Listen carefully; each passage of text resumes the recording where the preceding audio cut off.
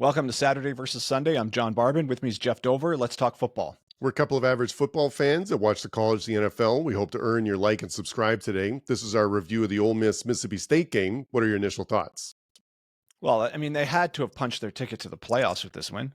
Absolutely. They're 11-1, and I think that Ole Miss was the best SEC team on the field on Friday. So I think they looked better than Georgia, Texas, or Texas A&M, So good hats off to Ole Miss for peaking at the right time. Chambliss is something else. He's amazing. Like, he's so good, and it's such a dynamic runner as well, but he's really a pass first running quarterback, and he didn't have to run that much in this game because Lacy took care of it for him. But Chambliss, he's just fantastic to watch. There's such an entertaining team to watch, and they played so well considering how distracting all the Kiffin stuff was.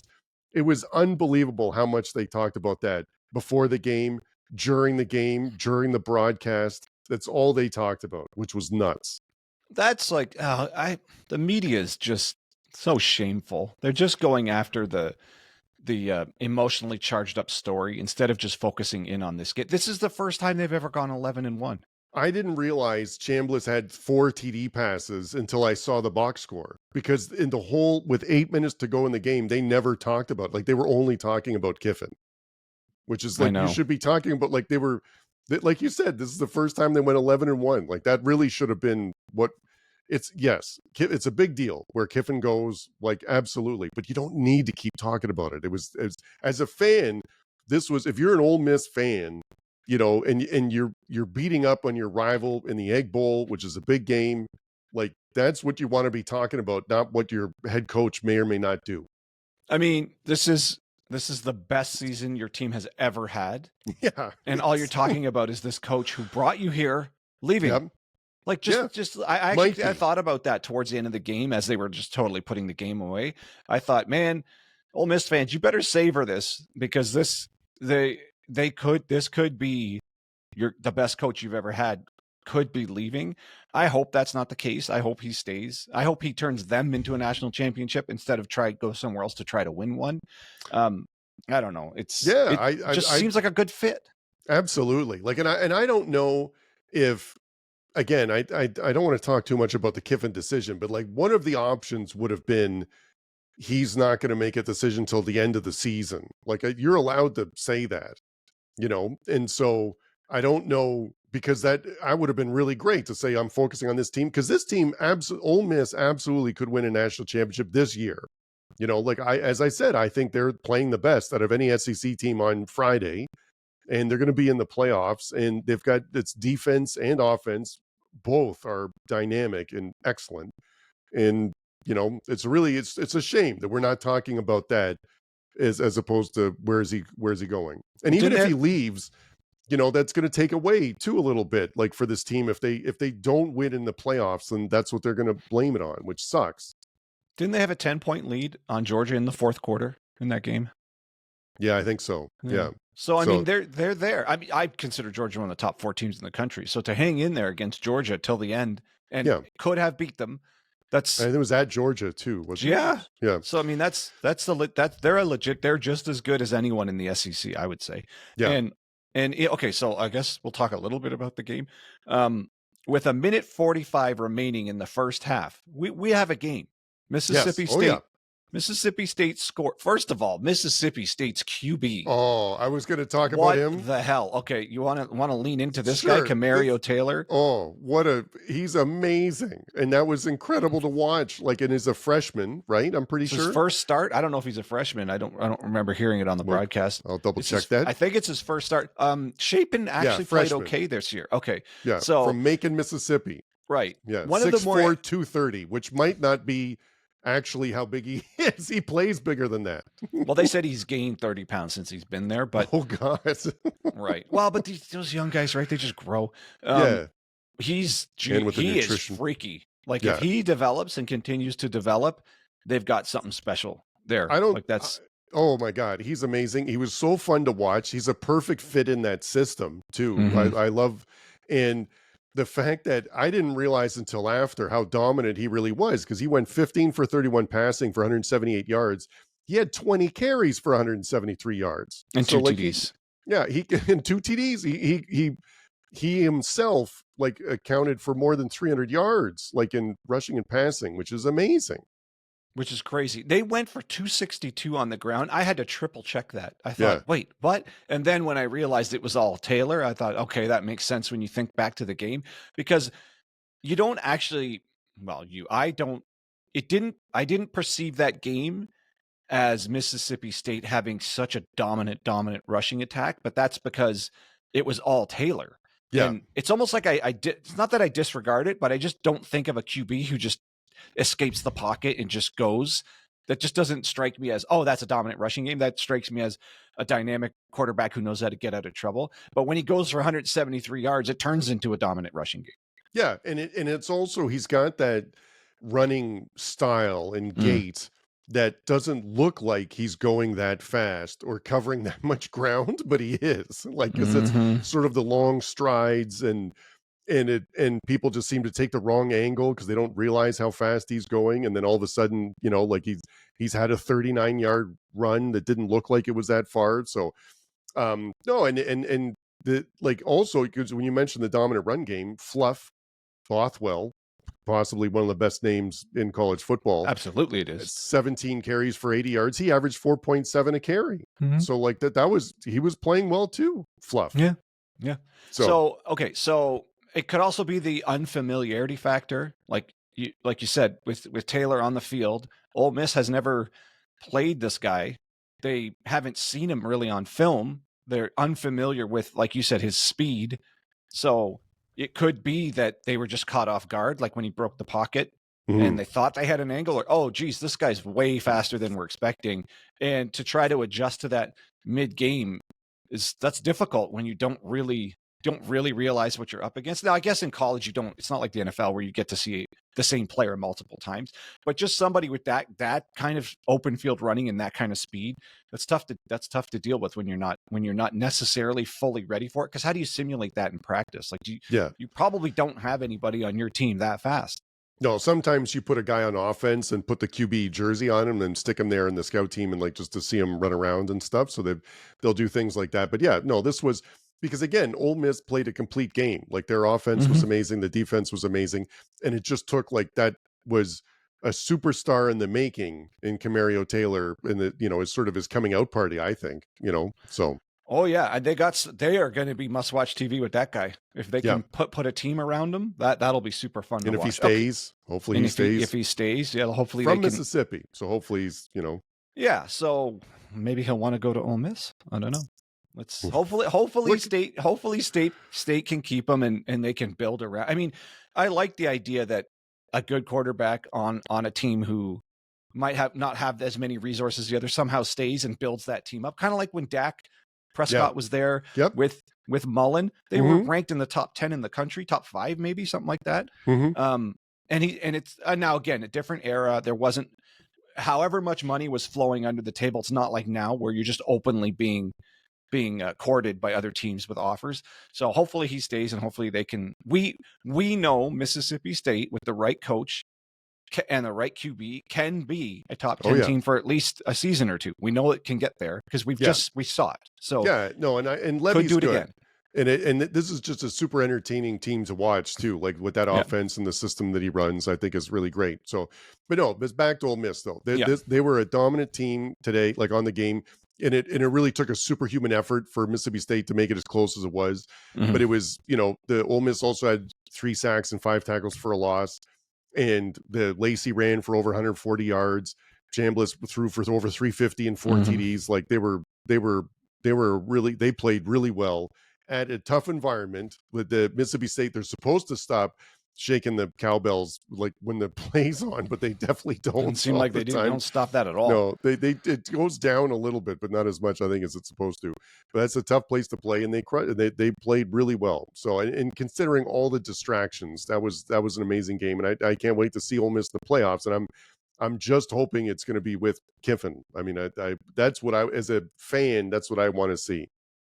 Yeah. So with like I said, with 145 left in the first half, we're 14-10. Mississippi State gets a field goal to bring it to 14-10, and I'm guessing Ole Miss fans felt a little sweaty at that point. I don't know that they believed they were going to lose, but they probably thought, we don't like this. I don't like it being end of the first half, and we're just a 4-point lead, and then Ole Miss scores a touchdown. Like, they go up, they score a touchdown on a minute 30 drive there in the 2-minute drill. And that to me was like, oh, here we go. Like, okay, we're not going into half, like giving them the momentum. So they took it right back with a touchdown. And then from there, it was just, they kind of exerted themselves for the rest of the game here and just showed like they're just truly the better team. And they just eventually pulled away. Yeah, no, that's a good point. And I think that they have, Ole Miss can play slow. They can play fast. They could do I'm fully confident in them in a 2-minute drill to try and get a possession, like a score at with not much time left. Deuce Alexander's a real difference maker out wide. So he's a great player. Lacy's amazing. It's great. I love watching this team, and I just hope that it's not that I want to keep seeing this team with the coaching staff intact play well in the playoffs. Yeah, Stribling had 2 TD catches. He only had 4 receptions, but 2 of them were for TDs. He was really good too. It seems like they always have a couple of good receivers going on this team. Like at all times, there's always a couple of good receivers. Like future NFLers, they're just always on this team. Yeah. And so getting back to Chambliss and Lacy, if you had to start a college team with a QB and a running back combo, how many would you pick above those two? Oh my gosh. Like you'd be hard pressed. Like, and Lacy's a sophomore. Like, it's not like he's a seasoned, but it's a perfect 5'11", 200, fast, but also strong. Like, it's just a great running back. Yeah. So however this offense runs, those two fit into it perfectly. I'm pretty sure I researched this earlier. Chambliss does have another year of eligibility. He's not technically done this year. Okay. So he could stay. Obviously, he's probably going to get some offers to go. And I'm sure, I hate to have to do this, but I think it all depends on what happens with Kiffin. Because I was thinking, if he stays, Chambliss is going to stay. There's just no way. I mean, I don't know if that he's ready to go pro. I think he's eligible, but I don't know if he's fully ready to. He looks so good. I'm sure some pro teams are going to want him. Yeah, he's listed as a senior, but I think this is sort of the Diego Pavia thing, because I think he played for like D2 or FCS or something like that before, right? Yeah. So therefore he should have more. He can petition for more eligibility. I think he's already got it. I think he for sure already has one more year to go. So imagine him coming back with Lacy and with some of these receivers like this. They could show up as one of the top rated offenses in the country, especially if if Kiffin stays.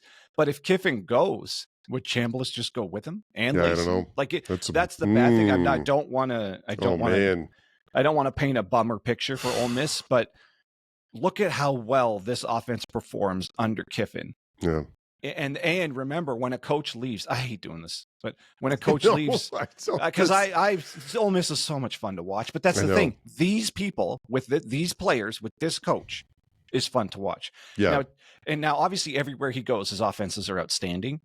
But if he stays, they're going to be so much fun to watch. If he goes, how many of these guys are want to go with him? I know, and it's not like LSU is going to be not going to have the money to pay them to, you know what I mean? Like it's that's I've always if you're an Ole Miss fan, it used to be you just worried about the coach leaving and like what would happen like with the recruits coming in, but now you have to worry about current players leaving, as well, and that'd just be again coming off your best season ever, right? So it's just the fact you're going to the playoffs, but if he takes another job, apparently I caught one thing on the broadcast. They said there might actually even be a conference rule where he's like forbidden from coaching in the playoffs if he takes another job. Oh, that's possible. They said something to that effect. I don't know if it's SEC specific or the way the college playoffs, whatever it was. I was totally thrown off by that. I thought, what? There could be a rule where he actually can't choose to, and not just an administrative. Well, if the new team's paying your salary, we're not doing this whole, you better be over here recruiting for our team right now. So I don't know. But the other bummer thing is as soon as a coach accepts another job or leaves, a new temporary transfer window opens for all the players on that team for 30 days. Yeah. Which is just a killer. Like, especially now, because that would go through the last almost through December, anyway. This team's good enough to win the national championship. Yes, absolutely. And they could be entering the playoffs without the coach. There's something so fundamentally wrong with college football if that's a potential reality we're faced with. I know, and it used to be that, like, if you first of all, firing a coach in season was rare, and if you did that, you would have to wait till the end of the season, like, to even talk to the coaches, and while the season's still going on. And so, because there'd be times where, like, we're waiting till the season's over because we want to talk to this person, and it's just crazy that this would disrupt this right now. I hope we're wrong. I hope we're wrong too. I know that I saw some clips of that documentary where he said he was kind of at peace, with himself. I guess after his father passed, it sort of gave him a new perspective. He seems so loose and so casual. I've seen him on some comedians' podcasts too, and he just seems like such a normal guy compared to a lot of the other coaches, and he trolls them all, and he's just having fun with it all. So maybe he has just settled in and he's going to stay. But man, it would be the biggest bummer of everything for a team this good to lose its coach on its way into the playoffs. Yeah, and not only on its way to the playoffs, but potentially like a really good path. Like being like a 5 seed or something. You can potentially play a low ranked team, and then that's this. Chambliss is thrown for 3,000 yards already this season, 18 TDs, 3 interceptions. He's completed 65% of his passes. You got any numbers there on how many has he run for any TDs? He's a good runner too, right? Yeah, he is. And he's great at throwing on the run as well as out of the pocket. I mean, he's just one of the better quarterbacks in the country. Mm-hmm. Well, I mean, I don't know what else 6 TDs and 470 yards. Right. I don't know what else there is to say. This team looks as good as any team in the country as far as going on a deep playoff run and being competitive for the national championship. And all of it is in the shadow of what will happen to Kiffin. That's so wrong. Also, the best season they've never been in the SEC championship game. Yeah, that's crazy. I can't believe that. That totally threw me off too. I thought, really? I just never considered. I guess they've been stuck in the West for So they would have for sure if they were in the East. Yeah, multiple times. So. All right, so this one, as of time of recording, there has been no news about Kiffin. I hate the fact that that's what we're talking about instead of the playoff run this team is gonna be going on here. So good for Ole Miss. That's a hell of a season. Obviously, the best season they've ever had, and they were competitive with Georgia. This could have been a 12-0 team. There's just no reason why it couldn't have been, and everything's in front of them still. Yeah, and no one's going to want to play them in the playoffs. That's for sure. Absolutely no one. And then Mississippi State, kind of an unfortunate season, but bright spot, Kamario Taylor looks like the real deal. And it'll be super exciting to see what he does next year. Absolutely. All right. Well, if you're still with us, we appreciate you checking out the video. We know our channel's small. We just started it last year. So if you like what we have going on and you'd like to support us, like and a subscribe would go a long way, and we'd really appreciate it. So for Jeff Dover, I'm John Barbin, and that's your Saturday versus Sunday podcast.